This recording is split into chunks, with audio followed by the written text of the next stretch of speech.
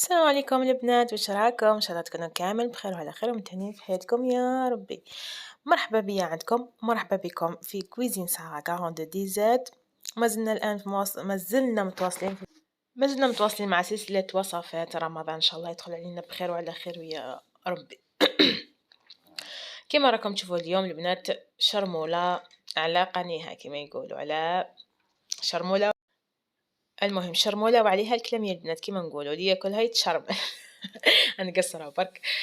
كما قلنا اليوم راكم تشوفوا الوصفه هذه، راح نبداو اول شيء البنات. واش راح ندير؟ راح نفحفح ذيك الكبده تاعي اللي شريتها بشويه خل وقارص على الكيف. اكيد راح نقي البنات، راح نقي الكبده تاعي ونغسلها. انا ديما نغسلها سواء كانت دجاج ولا كبده ولا نغسلها بالخل والقارص. نعرفوها بلي تجي شويه، نعرفوها لازم تتغسل. المهم لازم تتغسل مليح بشويه قارص وشويه خل. انا منين ذاك نحطها في الخل تريح شويه ومن بعد نغسلها نقيها. اكيد لا كانت فيها يعني نعرفوا كيفاش نقوا الكبده تاعنا. هنا راح نقطعها. هنا الكبده تاع الدجاج البنات ما راحش نقطعها صغيره. علاش؟ لانها كي تبدا طيب راح تروح هنا نولو ما نلقاوهاش، نحوسوا عليها ما نصيبوهاش.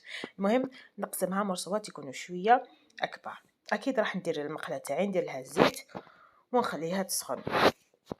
بعد ما تسخن راح نرمي الكبده تاعي ونخليها. انا هنا البنت مازال ما درت لها حتى حاجه، لا ملح لا فلفل لا كرويه، يعني رميتها في الزيت وخليتها تتقلى وحدها. هنا كنت ثاني غسلت البطاطا ونقيتها بس راح نرافقها مع بيري وخليتها نرجع لاصوص طماط. واش راح نحتاج؟ اكيد راح نحتاج 3 حبات طماطم يكونوا كبار، راح نحتاج عكري فلفل وكرويه اكيد، وراندو زعتره وطماطم مصبره اكيد، واحد المغرفه ونص يعني يكونوا ملاح كبار، وواحد وحبيبات ثوم. هنا درت انا حوالي راس، ما درتش راس كامل، راس كان كبير يعني حوالي راس. في مقله اخرى عفوا او في قديره اخرى راح ندير شويه زيت، دائما الزيت يسخن. انا اول حاجه هنا راح نرمي الثوم تاعي ونخليه يتقلى مليح. الثوم بعد ما تقلى لي الثوم عشان نخليه ينحرق. البنات نعرفوا الثوم كي ينحرق راح يمد لنا موفاز كما نقولوا، يعني لا اله الا الله، راح يمد لنا بنا ماشي مليحه. المهم نرجع للوصفه تاعي. راح ندير هنايا قلت لكم درت الثوم والطماطم المصبره يتقلاو، خليتهم يتقلاو. هنا ما ضفت والو، غير هما برك ويتقلاو. مره نحرك برك، ما نخليش الثوم تاعي ينحرق مع التحريك دائما. هنا بعد ما راح نضيف التوابل تاعي، قلنا عكري فلفل وكرويه اكيد راند وزعتره، وراح نخليها ثاني تتقلى. هنايا يعني نقص النار، يعني لا نار هاديه، نار قليله وخليتها تتقلى. هنا شوفوا الكبده تاعك البنات ما تخلوهاش تنحرق، يعني تتجمر مليح. نعرفوا الكبده غير تبدا طيب تبدا تطرطق، يعني معروفه هذه الكبده غير تبدا كي نديروها في الزيت. اكيد كنت درت لها الملح والفلفل تبدا تطرطق نطفيها باش ما تكحليش لاصوص تاعي، باش ما لاصوص تاعي تقعد لي حمرا ما تكحليش. هنا كنت ضفت هذيك الطماطم حب اللي كنت ربيتها، ونزل حوالي 3 حبات، واكيد راح نخليها التكتك تكتكي على اقل من مهلك كما يقول. نضيف طماطش تاعي اكيد ونخليها. شوفوا البنات هنايا ها هي كيما راهي وغلقتها، مازال ما ضفت لها ولا قطره تاع ماء، اكيد بلا ما ننسى الملح.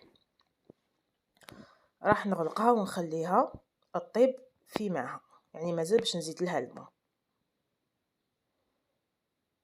شوفوا هي اصلا الطماطم نعرفوها باللي تطلق معها، نخليها تطيب فيه بالعقل. هنايا مرة على مرة اكيد راح نقلبها ونحركها. هنا راح نضيف لها الماء في حال نشفت لي كامل، راح نزيد لها شويه ماء، يعني نخليها في الاول تنشف، نخليها كامل مع في ماها، ومن بعد شفتها نشفت لي اكيد البنات بلا ما ننسى ديك القرصه تاع السكر في الاول باش ما تجينيش حامضه. هنايا كي شفتها تكتكت وشربت كامل ماء وزدت، كانت مازالت لي تبان مازالت شي طيبه، زدت لها شويه ماء وخليتها التكتك على مهلها كما يقولوا. نخلط ونخليها. بعد ما هنايا بعد ما شربت لي كامل هذاك الماء، شوفوا كيفاش دارت. هاي هنا الطماطم تاعي راهي جاهزه، كنت ضفت لها شويه ما وخليتها كامل طابت في غلبها.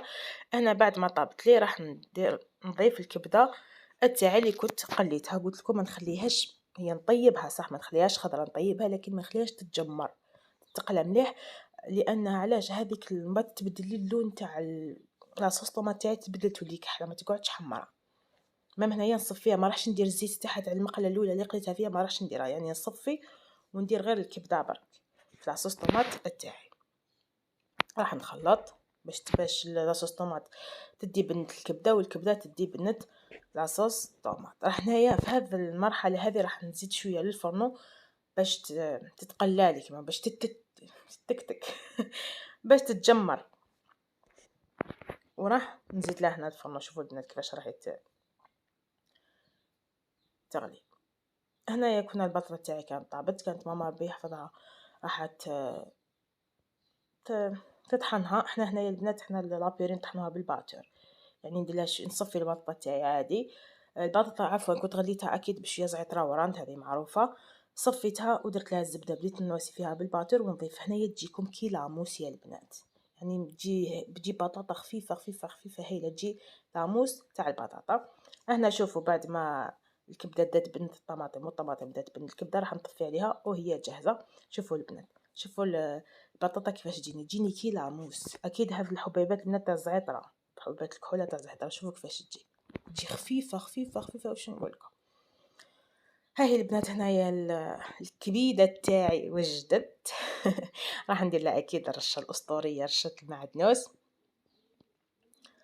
كيما راكم تشوفوا. ها الله الله عليها.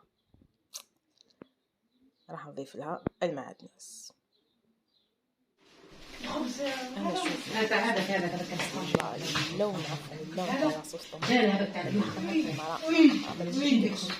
يعني الكبده صفوها ما تخلوهاش تتحرك، تقلوها في اللون. شوفوا البنات هذا صوص طماطم يعني ما شاء الله. على جال نبان الناس بزاف تكونجلي الحاجه ما صوص جدا تبي واحد ما تبسيش بدي انا هذاك تبسيش بلاك تبسيش هذاك البطاطا ديال هذا خليه كون جينا جبده هما يحطوا به الزنجك ديك شنو واش كاع المليحه ديال هذا الزينات حطي بعد انا كي نجي ندير يعني لونها ما شاء الله وعاقده وبنينه. هنا البنات كتدبيره، هاي لابيري تاعي كنت رافقتها مع الكبده. تحبوا طيبوها كبده مع الفخيت ولا تقدموها وحدها كطبق رئيسي عادي، ولا ترافقوها مع لابيري. انا هنا كنت رافقتها مع البيري، كانت جات بنينه.